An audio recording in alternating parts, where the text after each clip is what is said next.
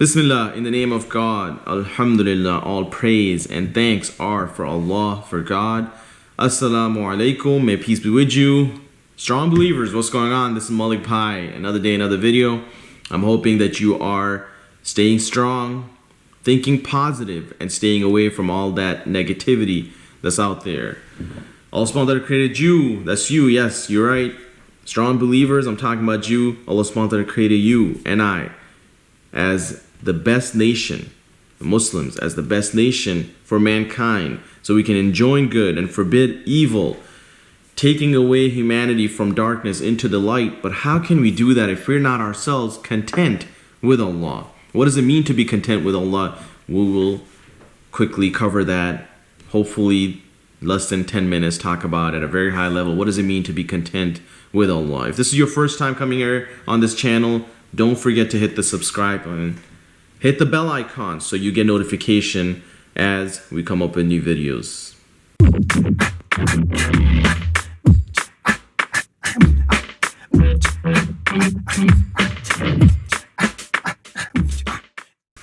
Let's get started. Contentment with Allah. What does it mean?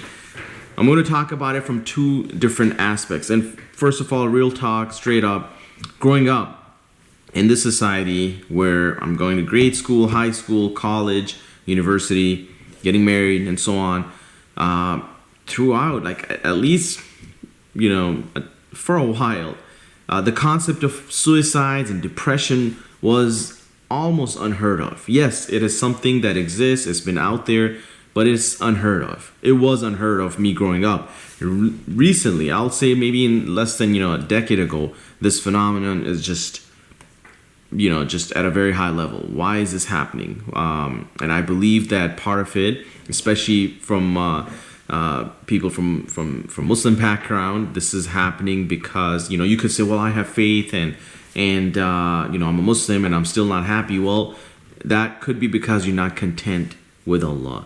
So what does it mean? I'm going to talk about it from two different aspects. One of them is content in his laws, his legislation, all right, his rulings, do's and don'ts.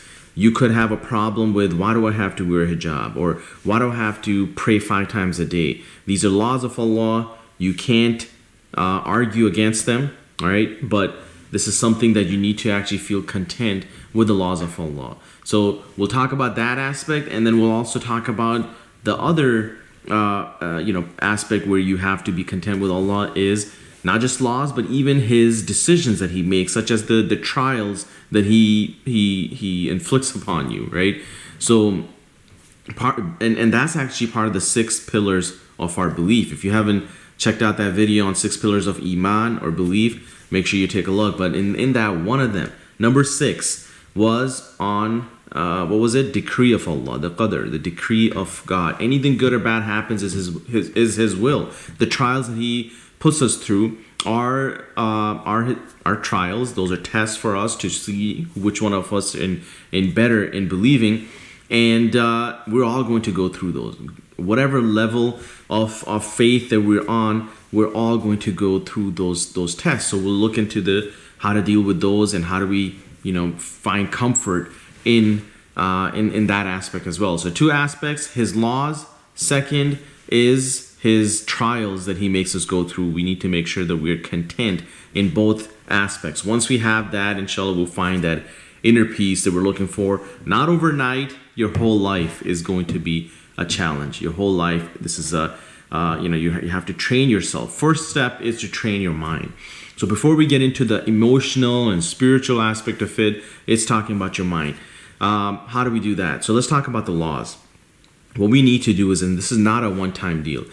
Some of you might be new Muslims. Some of you are in the process of giving da'wah to others. But this is something that we need to do ourselves as well. This is not just about telling people about Islam. So hear me out. When I say da'wah, meaning inviting people to Islam, what we do is we tell them why Islam is the right religion, why Prophet Muhammad sallallahu alaihi wasallam, peace and blessing be upon him, is the final prophet, and why Quran is the revelation that we need to live our life accordingly, and of course not look into all the other scriptures that came to previous nations, because Quran is sent to this day and this time, and it is truly the word of God, and all the instructions that are in there are truly from God. They haven't been changed. And this is not the video to prove that Islam is the right religion and Prophet Muhammad, peace and blessing upon him, is the final prophet, and Quran is the final revelation. But the more you do that, the more you talk about it, it's not a one-time deal. And now, or you say, well, I'm a Muslim, I truly believe in it, I don't need to worry about it. No, look into it. Look into the signs of Allah's existence, right? Does God exist? I know that you truly believe that God exists, but talk about it. Talk about his creation, right? Mentally, you're training yourself, and it actually gives you that comfort that, yes, you are doing the right thing. But this is not a one-time practice. This is something you need to do it over and over again. Look at all the different aspects of why Quran is a final revelation. I do that all the time, right? This is not just when I'm giving dawah to somebody and talking about why Quran is the final revelation, but this is something that you just need to watch different videos that are out there, read some books related to the revelation, how Quran was compiled, read different books into or the stories of the prophets, or story of Prophet Muhammad, peace and blessing be upon him. These things will solidify you mentally that yes, Islam is the true religion. And then once you have that, of course, if you truly believe in it, then the laws and legislations that come to you when you say, okay, Allah created me, He knows what's best for me. So of course the laws that He's giving us, such as wearing hijab or 5 daily prayer, I have to wake up in the morning and pray to Allah, I have to stop eating for a whole month, from morning till sunset. Those things are permissible for me, but I am making it impermissible for a certain part of the day.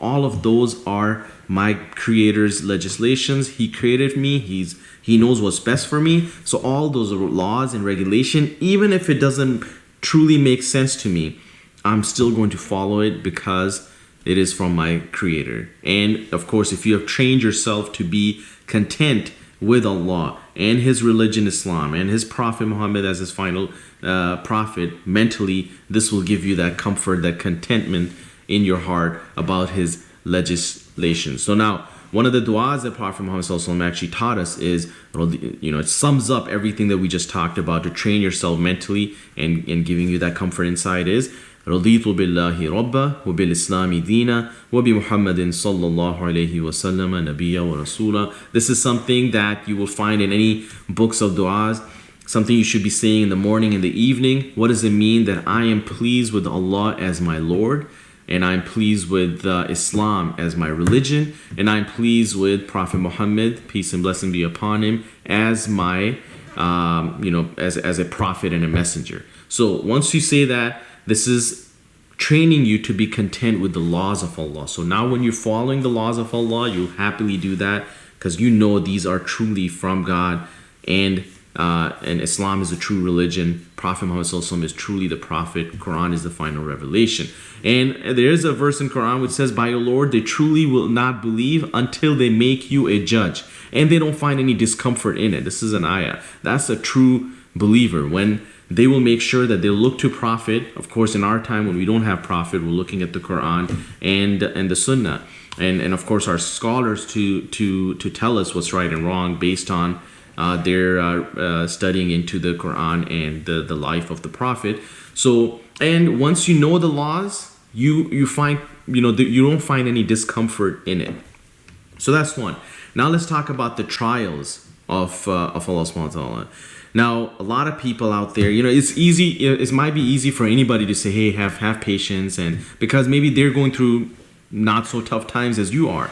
The other is a lot of people end up leaving faith because they end up not liking some of the circumstances that happen to them in their lives. And Allah subhanahu wa ta'ala will test you through either taking away your wealth, your job, right, your health. It could be related to food. There's homeless people out there who are hungry. It could be taking away a member of your family, right? Testing you with death. So many ways of Allah subhanahu wa ta'ala testing us. Now, our job is to make sure that we're content with that. And it's not just a matter of accepting that, yes, okay, you know what? Allah made this decision for me, and I'll take it. No, it's not just accepting it, but actually being happy with it as well. Because these trials that we go through, remember our goal, mindset, right? That's the goal, that we should be living our life thinking that this life, you're just traveling, right? This is temporary, and you are going to have an afterlife. That is going to be forever. Now, these trials are a very good opportunity, very good chance for us to gain Allah's pleasure. And it's also, if it's a trial, it's actually shedding our sins. We make mistakes all the time. These trials are a very good opportunity for us to take away our sins. Making us more pure. So when we are there on the Day of Judgment in front of our Creator, we're gonna have, hopefully, inshallah, we're one of those who will be entered Jannah without any accountability. So it's kind of like a relationship of a child and a mother. That a child finds that comfort in his or her mother, but when, let's say, the mom is not happy, right? And punishes the child doesn't run away from mom. The child actually goes back to mom and tries to make sure that he or she, the baby, gets that love from mom, or mom doesn't get upset. That's it's not the fear that we should have of a lion, right? It's the fear of God. Is basically where when he tests you, you run towards him. Now, if you remember Allah, meaning your lifestyle is according to the way Allah wants, you're trying to be a good Muslim, during the time when it's ease, Allah will remember you during the time when it is difficulty. Okay, so we got to train ourselves to make sure that we're always thanking Allah, and we're always thinking about Him during the times of ease. Guaranteed, you are going to go through tough times. If things are easy right now, there will be some moments in your life where you will be tested, which might, but Allah subhanahu wa ta'ala doesn't test you more than your capability. So you will be tested, but make sure that you're training yourself to be happy with, it all starts over here. It's the mindset. Think positive, right? Allah subhanahu wa ta'ala actually tells us that I am whatever my servant thinks of me. Think positive about Allah. So when He does make you go through some trials, think positive again. Now, this will be an attitude of Prophet Adam and Shaitan. When both of them were honored, both of them did something wrong, but both of them had a total different way of looking at the situation, which was Shaitan started blaming Allah subhanahu wa ta'ala. Allah, you're the reason why I'm doomed, right? You didn't make the right decision. You gave the wrong command that I should bow down to Adam. Why should I bow down to Adam? I'm made out of fire. He's made out of clay. And Adam alayhi salam, he also committed a sin. He ate from the forbidden tree. But what was his reaction? Oh Allah, we made a mistake. I'm sorry. But if you don't forgive me, then we're going to be from the wrongdoers. And Allah subhanahu wa ta'ala forgave him. So that's the type of positive attitude you want to have. Make sure that, don't look at a situation and say, you know what, why times are so tough. Think about, okay, what have I done that I'm getting this trial on me? Maybe I was on a wrong path, and this is just a way Allah subhanahu wa ta'ala is waking me up so I can come closer to Him. And if that's not the case, if you're like, nope, I'm praying 5 times a day and everything is good, I'm a very good Muslim and so on, well, what can I do to change the situation? Okay, but don't blame it on Allah, and don't blame it on other people that my life sucks and so on. Think positive. I mean, that's the biggest key. Always thinking positive. And I'm going to finish off by mentioning one of the hadith, which is, I am amazed by the believer. Prophet is saying that I'm amazed by the believer. If he is granted goodness, he praises Allah and is grateful. Say Alhamdulillah. Okay, praise Allah and be grateful. And if he's afflicted with a calamity, he praises Allah and is patient. Always praise Allah in all different situation. Okay, be content with the laws. Train yourself mentally that yes, Islam is the right religion. Allah subhanahu wa ta'ala is the creator and you're happy with him. And Prophet Muhammad sallallahu alaihi wasallam is the final messenger. And all the rules and regulation I have to live my life upon, be happy with those. Okay, so train yourself mentally. And then always be thankful. Always remember Allah in the time of good. And always know that these calamities that are you going through, think positive of them. One, they could be getting you closer to Allah. And the other is it's a good opportunity for you to change your life and say, you know what can I do to change the situation? Don't blame it to other people. Don't blame Allah. And I'm not saying that blame yourself, but make sure that you look at how I can change the situation and be a better Muslim, so I can be content with Allah in His laws and legislation, and also in His different trials and His decree of Allah, because that is part of Iman. When good comes to you, make sure you're thanking Allah. If a calamity happens to you, make sure that you are still praising Allah and being patient. Hopefully this would have added a little bit change in your life. I'm telling you, it might be easy for me sitting here in front of the camera saying that be patient and be good and things will be good, but I know that this life is not easy. There are going to be challenges, but think positive. That's my goal, to make sure that it all starts right here.